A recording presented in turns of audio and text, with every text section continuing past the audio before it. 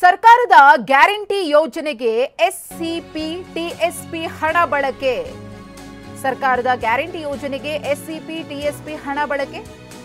ದಲಿತರ ಅಭಿವೃದ್ಧಿಗೆ ಮೀಸಲಿಟ್ಟಿದ್ದಂತಹ SCP TSP Gruhalakshmi ಯೋಜನೆಗೆ ಎಸ್ಸಿಪಿ ಟಿಎಸ್ಪಿಯಿಂದ 7,881 ಕೋಟಿ ಬಳಕೆ.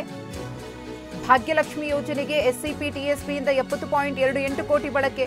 ಗೃಹಜ್ಯೋತಿ ಯೋಜನೆಗೆ ಎಸ್ಸಿಪಿ ಟಿಎಸ್ಪಿಯ 2,585.93 ಕೋಟಿ ಬಳಕೆ.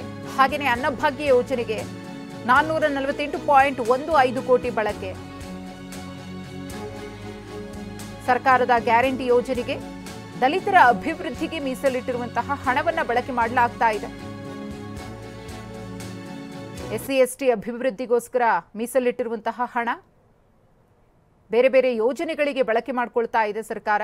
ಅನುದಾನ ಡೈವರ್ಟ್ ಆಗ್ತಾ ಇದೆ. ಗೃಹಲಕ್ಷ್ಮಿ ಹಾಗೆಯೇ ಶಕ್ತಿ ಯೋಜನೆ ಇರಬಹುದು, ಬೇರೆ ಬೇರೆ ಯೋಜನೆಗಳಿರಬಹುದು, ಗ್ಯಾರಂಟಿಗಳಿರಬಹುದು, ಇದಕ್ಕೆ ಬಳಕೆ ಆಗ್ತಿದೆ ಅನ್ನೋ ಆರೋಪ ಕೇಳಿ ಬರ್ತಾ ಇದೆ.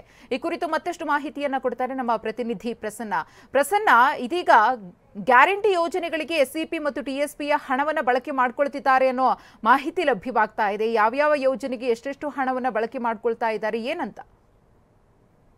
ಮಧುಶ್ರೀ, ಈಗ ಇರುವಂತಹ ನಿಯಮಗಳ ಪ್ರಕಾರ ಎಸ್ಸಿಪಿ ಟಿಎಸ್ಪಿ ಯೋಜನೆಗಳಿಗೆ ಮೀಸಲಿಟ್ಟಂತಹ ಹಣವನ್ನ ಅದೇ ಸಮುದಾಯದ ಅಭಿವೃದ್ಧಿಗೆ ಬಳಸಬೇಕು. ಆದ್ರೆ ಇದೀಗ ಸರ್ಕಾರ ಗ್ಯಾರಂಟಿ ಯೋಜನೆಗಳಿಗೆ ಹಣಕಾಸು ಹೊಂದಾಣಿಕೆಯನ್ನ ಮಾಡುವಂತಹ ನಿಟ್ಟಿನಲ್ಲಿ ಇದೀಗ ಎಸ್ಸಿಪಿ ಟಿಎಸ್ಪಿ ಹಣವನ್ನ ಬಳಕೆ ಮಾಡ್ಕೊಳ್ತಾ ಇದೆ. ಕಳೆದ ವರ್ಷ ಗ್ಯಾರಂಟಿ ಯೋಜನೆಗಳು ಜಾರಿಗೆ ಬಂದಾಗಲೂ ಕೂಡ ಬಹುದೊಡ್ಡ ಗಂಭೀರ ಆರೋಪ ಕೇಳಿ ಬಂದಂತದ್ದು ಇದೆ. ಎಸ್ಸಿಪಿ ಟಿಎಸ್ಪಿಗೆ ಮೀಸಲಿಟ್ಟಂತಹ ಹಣವನ್ನ ಗ್ಯಾರಂಟಿ ಯೋಜನೆಗಳಿಗೆ ಡೈವರ್ಟ್ ಮಾಡಲಾಗಿದೆ ಅನ್ನುವಂಥದ್ದು. ಇದೀಗ ಇವತ್ತು ಮುಖ್ಯಮಂತ್ರಿ ಸಿದ್ದರಾಮಯ್ಯನವರ ನೇತೃತ್ವದಲ್ಲಿ ಎಸ್ಸಿಪಿ ಟಿಎಸ್ಪಿಯ ಪರಿಷತ್ನ ಸಭೆಯನ್ನ ನಡೆಸಲಾಯಿತು. ಇಲ್ಲಿಯೂ ಕೂಡ ಅಧಿಕಾರಿಗಳು ಒಂದಷ್ಟು ಮಾಹಿತಿಯನ್ನ ಕೊಟ್ಟಿದ್ದಾರೆ. ಪಂಚ ಗ್ಯಾರಂಟಿಗಳಿಗೆ ಈ ಎಸ್ಸಿಪಿ ಟಿಎಸ್ಪಿಗಾಗಿ ಮೀಸಲಿಟ್ಟಂತಹ ಹಣವನ್ನ ಸುಮಾರು 12,000 ಕೋಟಿಯಷ್ಟು ಬಳಕೆಯನ್ನ ಮಾಡಿಕೊಳ್ಳಲಾಗಿದೆ. ಒಟ್ಟು 39,000 ಕೋಟಿಯಷ್ಟು ಹಣ ಪರಿಶಿಷ್ಟ ಜಾತಿ ಪರಿಶಿಷ್ಟ ಪಂಗಡಗಳ ಅಭಿವೃದ್ಧಿಗೆ ಅಂತ ಹೇಳಿ ಸುಮಾರು 26 ಇಲಾಖೆಗಳ ವ್ಯಾಪ್ತಿಯ ಯೋಜನೆಗಳಿಗೆ ಮೀಸಲಿಡಲಾಗುತ್ತೆ. ಆದ್ರೆ ಅದರಲ್ಲಿ ಈ 5 ಗ್ಯಾರಂಟಿಗಳಿಗೆ ಸುಮಾರು 12,000 ಕೋಟಿಯಷ್ಟು ಹಣವನ್ನ ಬಳಕೆ ಮಾಡಿಕೊಂಡಿರುವಂತದ್ದು ಮುಂದಿನ ದಿನಗಳಲ್ಲಿ ಮತ್ತಷ್ಟು ಗಂಭೀರವಾದಂತಹ ಟೀಕೆ ಟಿಪ್ಪಣಿಗಳಿಗೆ ಗುರಿಯಾಗುವಂತಹ ಸಾಧ್ಯತೆ ಇದೆ. ಜೊತೆಗೆ ಸುಮಾರು 7,800 ಕೋಟಿಯಷ್ಟು ಗೃಹಲಕ್ಷ್ಮಿ ಯೋಜನೆಗೆ ಬಳಸಿಕೊಳ್ಳಲಾಗಿದೆ. ಗೃಹ ಜ್ಯೋತಿ ಯೋಜನೆಗೂ ಕೂಡ ಸುಮಾರು 2,500 ಕೋಟಿಯಷ್ಟು ಹಣವನ್ನ ಬಳಕೆ ಮಾಡಿಕೊಳ್ಳಲಾಗಿದೆ.